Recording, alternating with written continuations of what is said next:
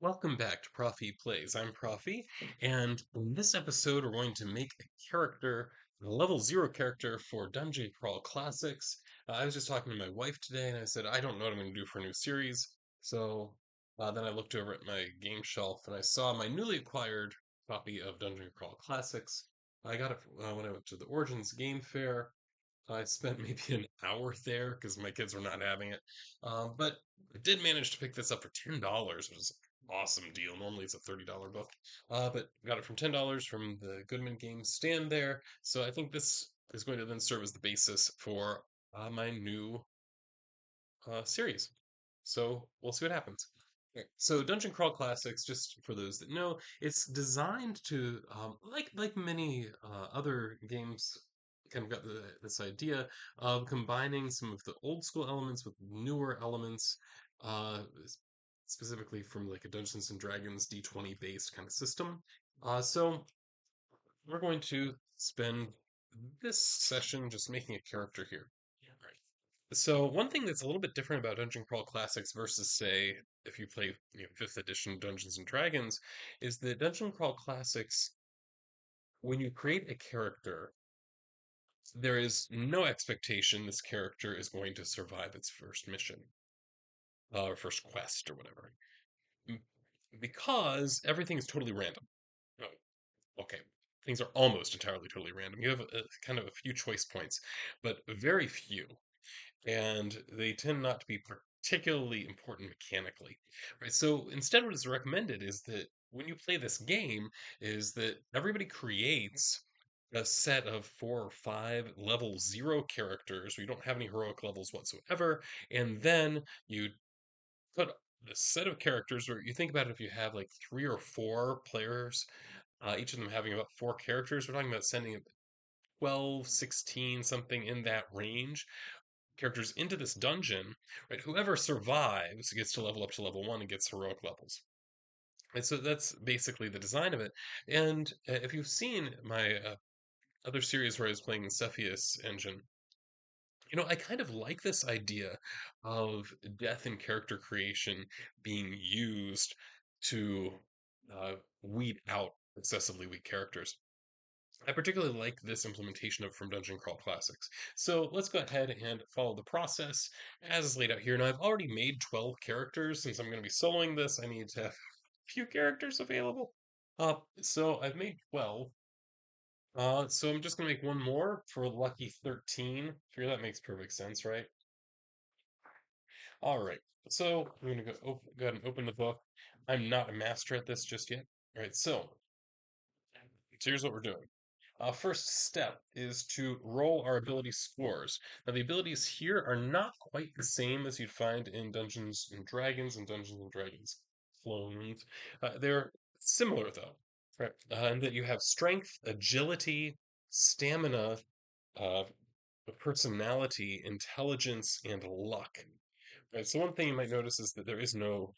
So like strength is obviously strength. Agility is basically dexterity. Stamina is basically constitution. Personality is basically charisma. Intelligence is intelligence. What is missing, however, is something like wisdom, and instead you have this thing called luck. I will say, as a soloist, I really like systems that have a luck stat because that allows me to replace kind of a generic yes no oracle with using the luck ability or the luck attribute, right? Because what luck allows you to do, you roll against that score, and if the way that works in this system is you have a score, it's going to be somewhere between 1 and 20, or I guess 1 and 18 for a starting character, right? Uh, 3 and 18. It's only 3 dice. So 3 to 18 is going to be the range.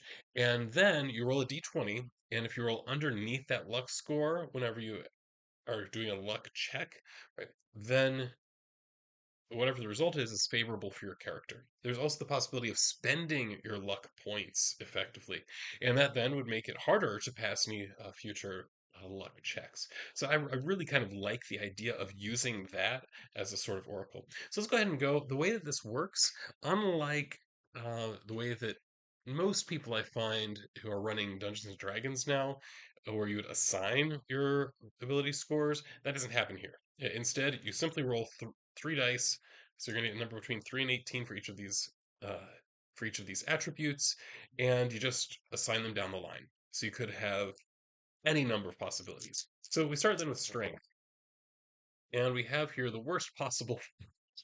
Goodness. 3 strength. Whoever this is probably not going to end up as a warrior. Probably will end up dead. Okay, so let's check agility then. Ability, they got 4, 5, 6. Oh, you can't see that. It's behind me. There we go. So it's a total of 6 here. So agility is pretty weak as well. So this is not a fighter at all. Stamina. Oh, stamina is pretty good. So we got 6, 5, and 3. Oh, sorry, 6, 5, and 2. That's 13. Then personality. The 14. Intelligence. 5, 6, 7, 8. And then luck. Wow. 16 for luck. That's awesome. All right. So we've got that. The next step. So I'm just going to kind of work my way through the book here. Now I need to figure out what the modifiers are for each of these. So a 3 gives me a -3 modifier. So anytime we do a strength check, that's at a -3. Then 6 is, I believe, a -1. Yeah, it is. It's -1. 13 is a +1, as is 14. Intelligence of 8, that is at a -1. And then luck of 16 is actually a +2. Oh, that's awesome. Okay.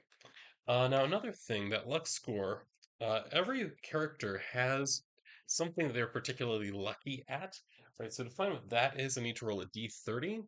And naturally, d30s do not uh, exist unless you buy them. That's another fun thing about Dungeon Crawl Classics is that it uses all these weird dice, like you're using a d5, that kind of thing. And there are instructions in the book for how to roll this, even if you're just using standard dice. So that's what I'm going to do. So the instructions here would say if you're rolling a d30, what you need is actually a d10 and a d6. And then what you do, you take your d6 and you change it into a d3 by just dividing it by 2 and then rounding up. Right? And then you would take that and it would decide, right, are you in the zeros, the 10s, or the 20s for the d10 roll. So here we go. Right, so we have a 2 here, so that indicate that we're putting a 0 in front of it in our tens place, and then a 3. All right, so that being the case, so we have just 3 as an emerald. So 3 tells me fortune. Okay, so this is my birth augur is a fortunate date, missile fire attack rolls. So I'm just gonna make a note there. What that means is that I get to add my luck modifier to anything that's a missile attack. So while, if I'm using, I don't know, bow and arrow or something like that, that'd be a missile attack. Right? Normally you'd use your agility, which is -1 for this character, but they also get to add their luck score to that. So they're actually going to have a +1 anytime they're doing missile attacks. Right? So even though that's not going to apply to all the dexterity rolls, it will at least apply to that. All right. Next thing we need to do, saving throws. We need to calculate those. So this one, it uses kind of the old. This is what I think is the old D&D 3.5 system, where you have reflex, fortitude, and willpower rolls. So what are those based on? So stamina. Determine. Wait. No, I'm getting out of order. Okay. So reflex is based on agility, so I'd have a -1 on that. Fortitude is based on stamina, so you get a +1 on that. Willpower is based on personality, so a +1 on that. Nice. Okay. Then languages. Everybody knows the common tongue.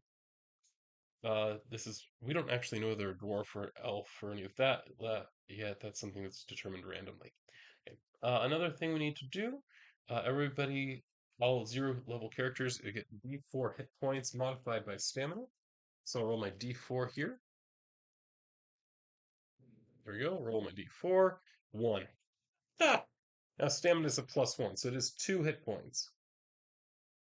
Well, that's fantastic. We also get 5 d12 copper pieces, and we call it my d12 bag. Oh, there it is. Got 5 of those. Okay, so what have we got? I'm gonna tilt that up. Oh, it might be a little better. Okay, so I've got a total of, let's see, there's 9, 11, 18, 22, 27. So 27 copper pieces right now. We'll be spending those later. All right. Uh, no XP, one randomly determined piece of equipment, one randomly determined occupation. Okay, let's go ahead and I'm going to do the randomly determined piece of equipment right now. Okay, if I can find it. There we go. So this is a D24 roll. So you roll a D12 and then also just a D6. If it comes up odd, then you use the 12 as is. If it comes up even, then you add both.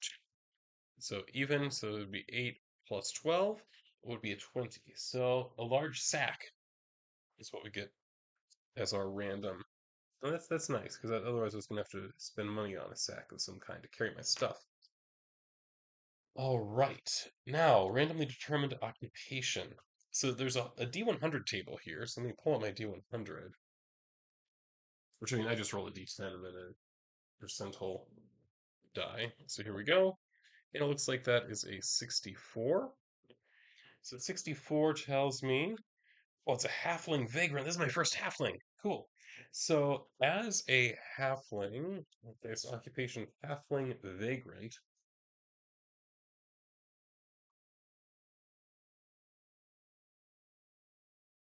There we go. So got that jotted down. Another thing that happens, your occupation determines what your starting weapon is. In this case, it's a club, which we'll get the stats on that in a minute. And then you also get some other good. In this case, it's a begging bowl.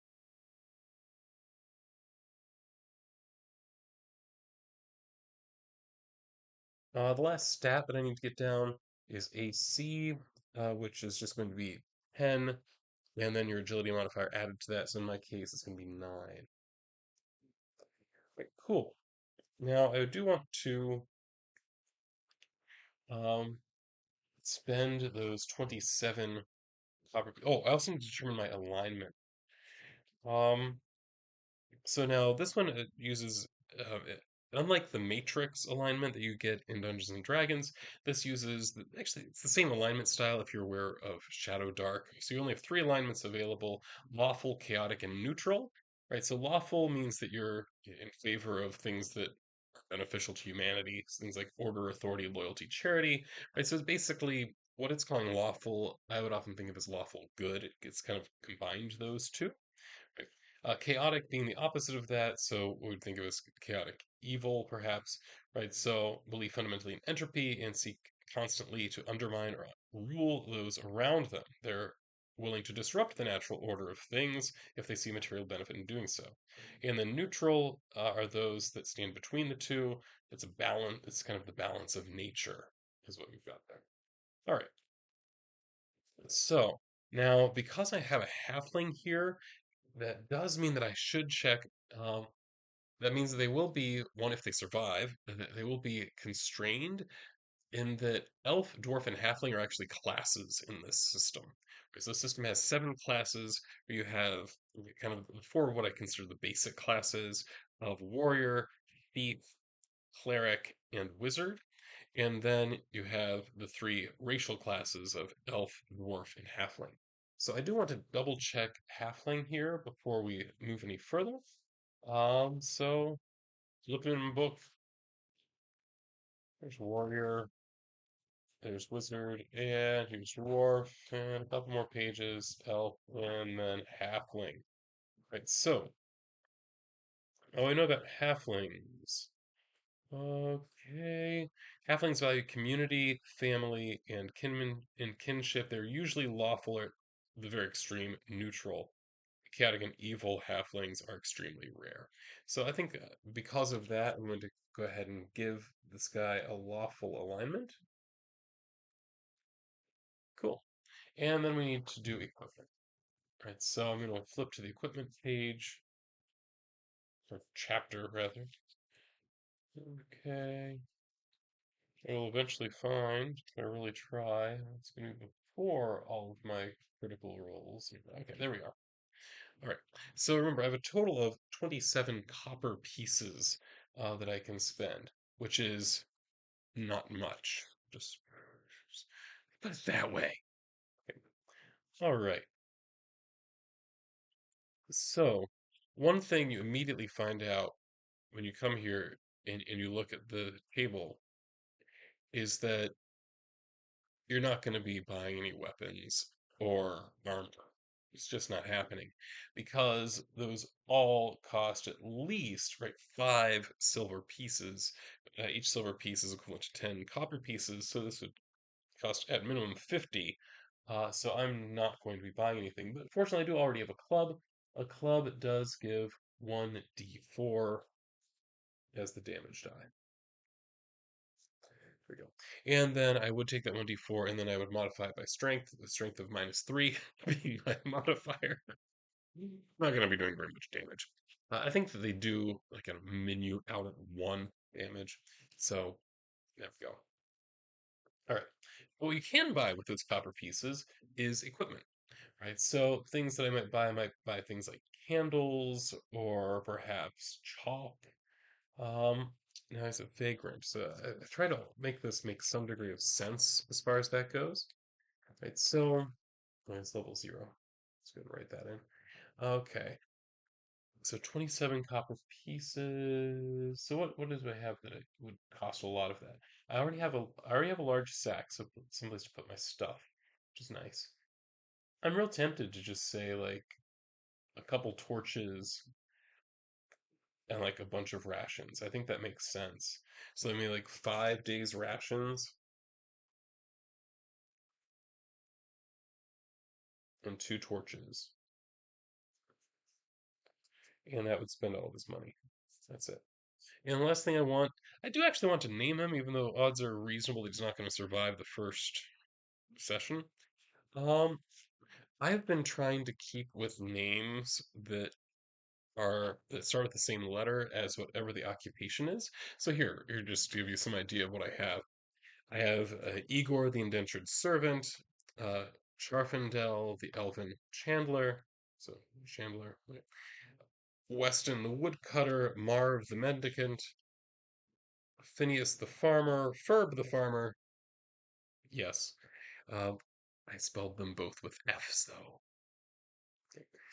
Uther the urchin, Helmet the healer, William the woodcutter, Carl the costermonger, Vord the wizard's apprentice. I varied a little bit there. Jolly the jester, and now somebody the halfling vagrant. So I like V. Let's come up with the V name. I'm thinking about the kinds of names that like what do we see? Like Samwise, we have Frodo and Bilbo, and it's gonna be real tempting me to be like Vilbo or something like that. Let's do it, Vilbo. That's definitely not totally ripped off of Tolkien, but let's be honest. Virtually every fantasy game is ripped off of Tolkien. So, all right. So that would be it. That's it. As you can see, it's a fairly fast process to make these characters. That's where, like, especially when you're producing them in mass, you get really, really quick at this. Okay, so here's my character, Vilbo. Bilbo the lawful halfling vagrant, has 2 hit points, very, very weak, not particularly agile, which is kind of weird for a halfling. But high stamina, reasonably high stamina, reasonably high personality, not particularly intelligent, not real dumb, but not particularly intelligent. Super lucky though. I believe this is literally the luckiest character that I've created to this point, and that is actually really beneficial for a halfling because halflings have a special relationship with luck. I think it's halflings and I think maybe thieves also have a special relationship with how luck works for them, and they can regenerate luck relatively easily, whereas other classes do not. Right, so given that you can spend luck points to improve your die rolls, this is good. I kind of hope that Vilbo makes it through the first dungeon. Right, so I'm going to call it here, and this is Prof E. Signing off.